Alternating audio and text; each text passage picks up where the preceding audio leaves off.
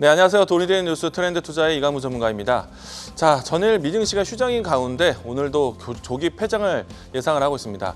이 때문에 증시에 대한 이 미증시에 대한 공백에 우리 증시가 좀 취약한 모습 보여주고 있는데요. 시장에 대한 뉴스 살펴보도록 하겠습니다. 자, 오늘 시장에 대한 전반적인 조정에 대한 내용에 반도체 주목들이 길을 못 쓰고 있는 모습입니다. 내용을 보시면은 지금 트럼프 행정위를 통해서 미국의 반도체법에 대한 보조금 지급에 대해서 재검토에 대한 지시가 나와 있다는 점 이야기 드리겠고요. 두 번째는 이제 다음 주에 발표를 예상하고 있습니다.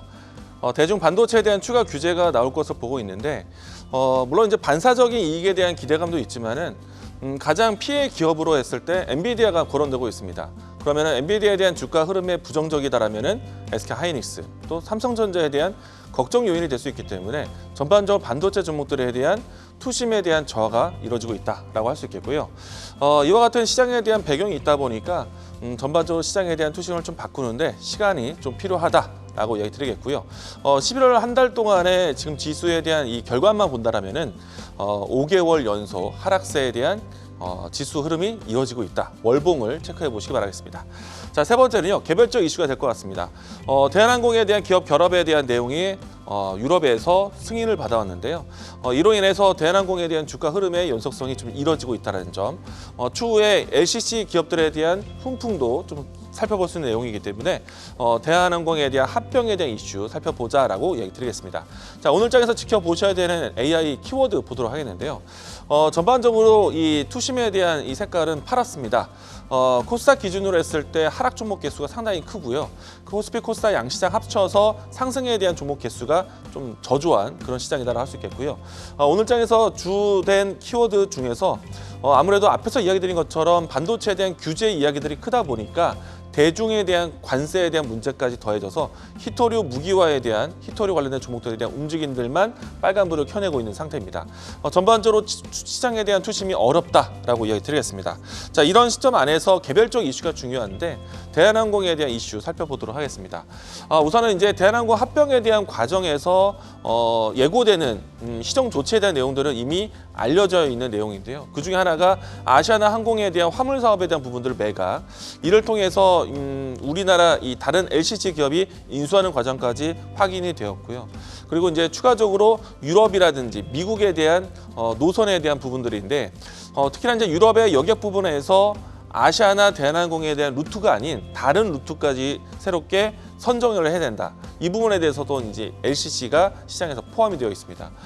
그리고 이제 마지막으로 단계가 다음 달에 미국의 최종 승인을 받게 되는데, 특별한 일이 없다라면은 유럽의 승인을 받고 난 다음에 미국의 승인은 어렵지 않을 것이다라고 전망을 하고 있습니다.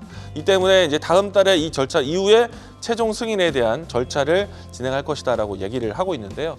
일단 뭐 기정사실화된 내용이고 대한항공에 대한 합병에 대한 기대감은 상당히 큰 시점에서 이제는 좀 지켜보셔야 되는 것이 이 두 가지 사업 부분 안에서 낙수효과 나올 수 있는 LCC 기업들을 살펴보시면 어떨까?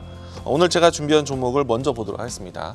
TA 항공을 준비를 했는데요. 앞에서 이야기 드렸던 여객 수요에 대한 이 운수권을 TA 항공이 가져와 있습니다. 그렇기 때문에 지금 LCC 기업에서는 장거리 노선을 가질 수 있는 유일한 기업이다라고 이야기가 되는데, 일단은 장거리 노선이 새롭게 확보된 점에 대해서는 긍정적인 모멘텀을 가질 것 같고요. 추가적으로 이제 대한항공과 아시아나 합병에 대한 수혜가 TA 항공에 대한 모든 사건이 방장 이루어지는 것이 아니라 대한항공에 대한 가이드 안에서 TA항공이 이루어지게 됩니다. 그렇기 때문에 어느 정도는 시장 진입에 대해서 무리함은 없지 않을까라고 생각이 되고요.